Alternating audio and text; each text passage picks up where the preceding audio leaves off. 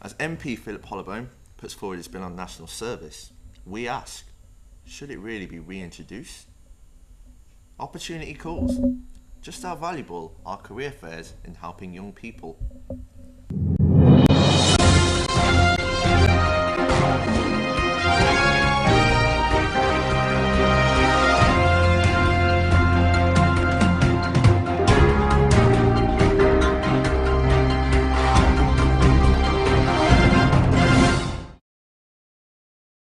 Hello and welcome to City College News. I'm Ellis. Could national service be reintroduced for the United Kingdom? Compulsory call-up has been stopped in this country since 1960, but under new proposals from MP Philip Hollowbone, it could soon be brought back. Under the new proposals, all 18 to 26-year-olds will have to partake in work in the community or work linked to the NHS, which Hollowbone says will give a sense of self-respect, personal reliance, discipline and behaviour.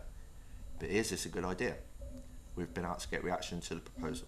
And if they did like have to, I would go no questions asked due to the fact it's the country. It's if everyone's got to do it, everyone's got to do it. But by choice now, I wouldn't choose. Okay. They can't really force us. I think what they're doing now is basically pressure enough because they're already like manipulating young people anyway by saying join in the army because you get this, and then once they get sent over there, like it's too late for them to come back. Yeah. So with them forcing us going, that's even worse. So you'd be against the idea of bringing I'm back? against it. Yeah.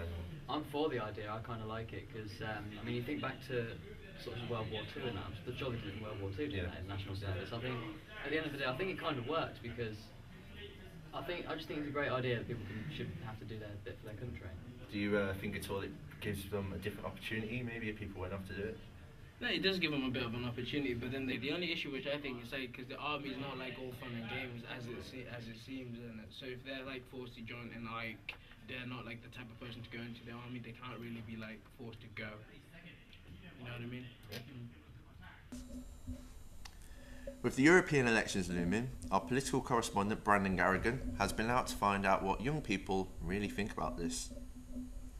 Yes, I'm here today at City College Coventry, full of young, inspiring individuals, and to find out what their thoughts are on the European elections. I've been around the college and talked to a mix of different students. Do you vote?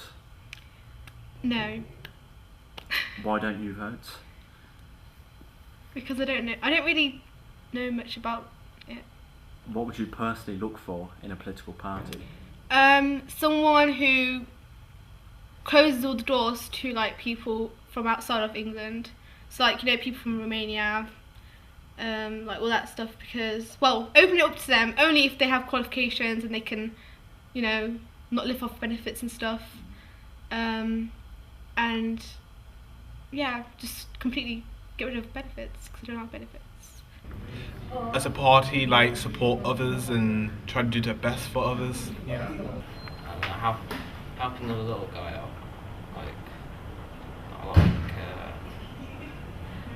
I don't know, like people in poverty that are in Britain. I mean, like they should do something about that. Are you both aware of the European elections? Yeah, we've got to go and vote today. Yeah. Well, yeah, First today. time. Yeah, first time to vote today. Who are you going to vote for? Probably Liberal. Liberal.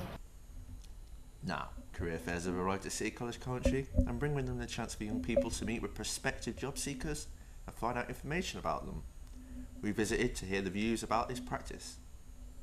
Okay, so we're here at the Careers Fair and we're here to find out a bit about the British Red Cross. So could you firstly explain a bit about the company you represent?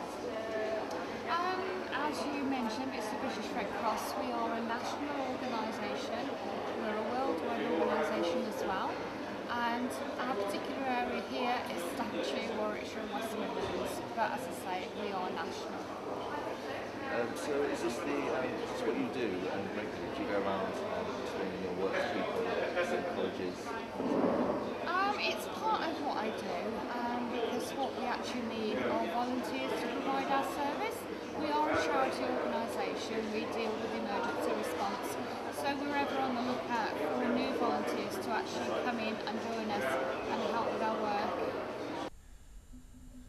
On to the sports news now, and after a highly entertaining Premier League season which resulted in Manchester City claiming the title, having just finished, we take a look back at the highlights and drama that took place over the course of the season.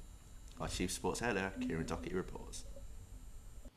Thank you, Ellis, and indeed what an exhilarating Premier League season that was played out. From manager sackings and exciting transfers to outstanding players and, as usual, goals.